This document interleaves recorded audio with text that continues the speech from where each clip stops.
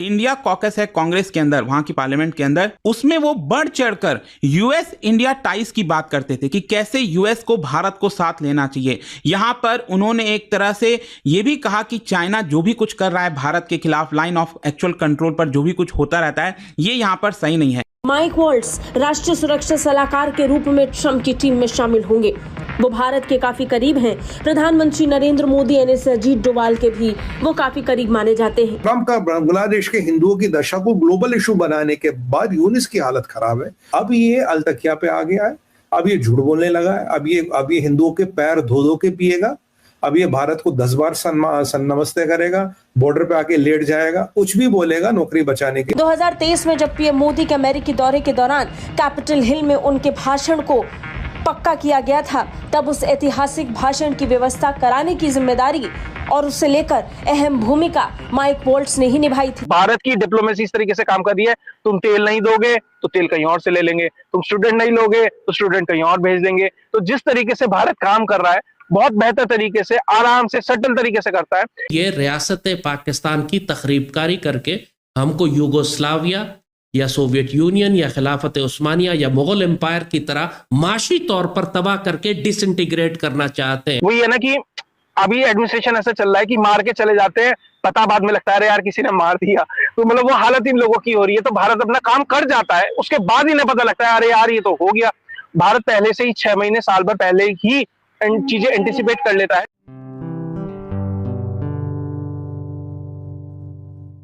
नमस्ते दोस्तों, जय हिंद। निक न्यूज़ बर्नर की रिएक्शन वीडियो में आप सभी का स्वागत है। दोस्तों, जब से डोनाल्ड ट्रंप सत्ता में आए हैं, वो ऐसे ऐसे डिसीजन ले रहे हैं जिससे दुनिया हैरान है और पाकिस्तान परेशान है। और इस तरह के डिसीजन भारत को काफ़ी फ़ायदा पहुंचा सकते हैं। जहां पर डोनाल्ड ट्रंप ने CIA का चीफ एक इंडियन ओरिजिन को बनाया है, और वहीं दूसरी तरफ डोनाल्ड ट्रंप ने सिक्योरिटी एडवाइज़र एक भारत के करीबी को ही बनाया है, और इनका नाम है माइकल क्लार्क, और ये इंडियन कॉकस का पार्ट है।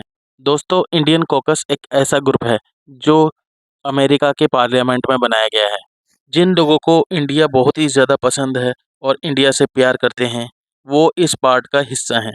और Michael Clarke Indian caucus group के हेड भी हैं। और दोस्तों, Michael Clarke China anti policies भी रखते हैं, जो भारत के साथ मिलकर चाइना को और गिराएंगे इकोनॉमिकली। तो दोस्तों, इससे ये पता चल रहा है कि ट्रंप की सरकार आते ही सारे फैसले भारत के हित में लिए जा रहे हैं। तो दोस्तों, देर न करते हुए चलते हैं आगे की वीडियो की तरफ और देखते हैं पाकिस्तानी रिएक्शन। धन्यवाद। ट्रंप का बांग्लादेश के हिंदुओं को ठीक और डायरेक्ट समर्थन करना, ट्रंप का बांग्लादेश के हिंदुओं के प्रति मतलब कंसर्न होना, और ट्रंप का बांग्लादेश के हिंदुओं की दशा को ग्लोबल इशू बनाने के बाद यूनिस की हालत खराब है। ये जो बिना दाढ़ी मूंछ वाला मुल्ला होता, आप जानते सर, ये तो ज्यादा खतरनाक होता। मूंछ वाला दाढ़ी वाला दिखता है, बिना दाढ़ी मूंछ वाला बिल्कुल खतरनाक है। जैसे आसिम मुनीर, जैसे ये शहबाज शरीफ, नवाज शरीफ, ये सारे जितने बिना दाढ़ी मूंछ वाले हैं, यूनिस जैसे बड़े डेंजर होते हैं। अब इसको लग रहा है यार कि देखो, अब देखिए चाइना की संजय सर हालत खराब है। चाइना पे तो ट्रंप ने कह दिया 60% या 150% टैरिफ लगाओ, चूज वन। अगर ये करेगा तो 60, ये करेगा तो 150।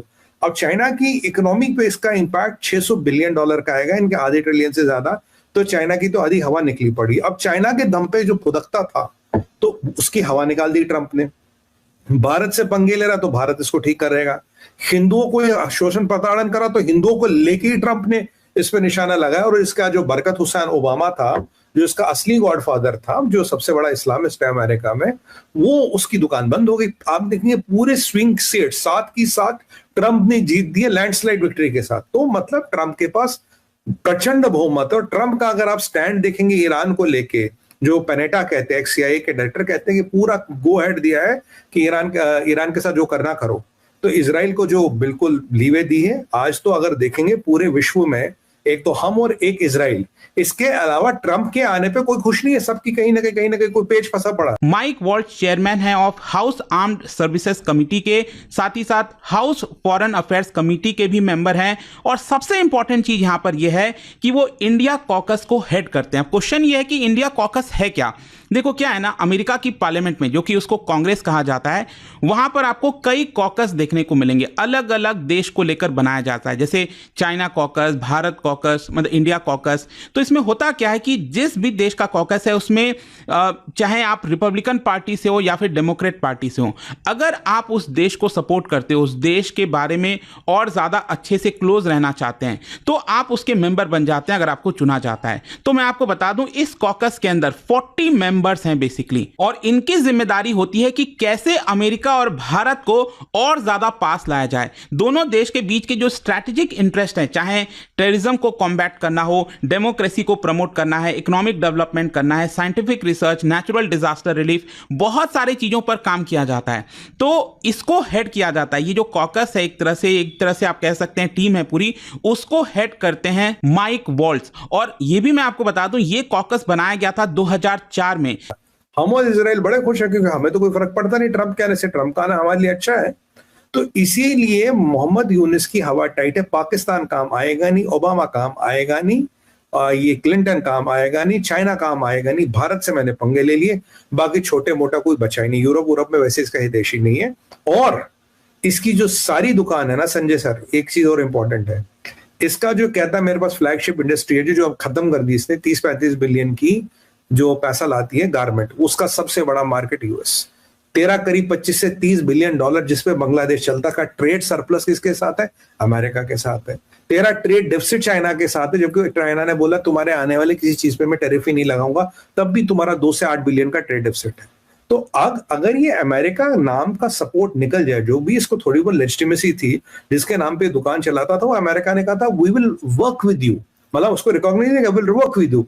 अब जो पीछे इसने ट्रंप ने हाथ खींच दिया, जो ट्रंप के आने के बाद, अब ये अलतकिया पे आ गया है, अब ये झूठ बोलने लगा है, अब ये हिंदुओं के पैर धो धो के पिएगा, अब ये भारत को 10 बार नमस्ते करेगा, बॉर्डर पे आके लेट जाएगा, कुछ भी बोलेगा नौकरी बचाने के लिए। बट इसको पता है कि इसका टाइमर का बटन दब चुका है, इसके पास ज्यादा समय। जब यहाँ पर जो secretary of state Hillary Clinton थी, उन्होंने इसको एक तरह से फॉर्म किया था।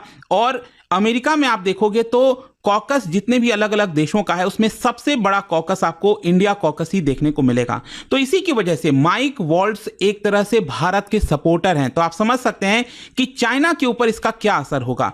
तो क्वेश्चन यह है कि ये चाइना के लिए कितना मायने रखता है। मैंने आपको पहले ही बोला, माइक वॉल्ट्ज क्रिटिक है चाइना के, और वो साफ साफ कहते हैं कि जो चाइनीज कम्युनिस्ट पार्टी है वो ग्रेटर थ्रेट है इस समय यूएस के लिए। और इनफैक्ट मैं आपको बता दूं, 2022 में जो बीजिंग में विंटर ओलंपिक्स हुआ था, और आपको याद होगा उस समय बॉयकॉट की बात चल रही थी कि यूएस को बॉयकॉट कर देना चाहिए, क्योंकि कोविड-19 का ओरिजिन चाइना के अंदर हुआ। उइगुर्स मुस्लिम जो है उनको मिसट्रीट किया जा रहा है चाइना में। इसको देखते हुए यूएस को 2022 का विंटर ओलंपिक्स बॉयकॉट करना चाहिए। उसमें आगे बढ़ चढ़कर वॉल्ट्ज जो है, माइक वॉल्ट्ज पार्टिसिपेट कर रहे थे। रिसेंटली उनका इकोनॉमिस्ट में आर्टिकल आया है जिसके अंदर उन्होंने कहा है कि अमेरिका को अपना जो स्ट्रैटेजिक फोकस है उसको यूरोप से शिफ्ट करके मिडिल ईस्ट और इंडो पैसिफिक में कर देना चाहिए। उनका बेसिकली ये मानना है कि यहां पर जो चाइना है वो सबसे बड़ा थ्रेट है, कम्युनिस्ट पार्टी सबसे बड़ा थ्रेट है। तो यहां पर जरूरी हो जाता है कि चाइना ताइवान के ऊपर अटैक करे, उसके पहले ही यूएस अपने आप को प्रिपेयर कर ले। दोस्तों, अगर आपको हमारी वीडियो पसंद आई है तो प्लीज़ लाइक ज़रूर करें और साथ में शेयर करना ना भूलें। और साथ ही दोस्तों, ऐसी ही लेटेस्ट वीडियो देखने के लिए हमारे चैनल को सब्सक्राइब करें, साथ ही बेल का आइकन जरूर दबाएं ताकि सबसे पहले आपको हमारी वीडियो की नोटिफिकेशन मिल सके। धन्यवाद।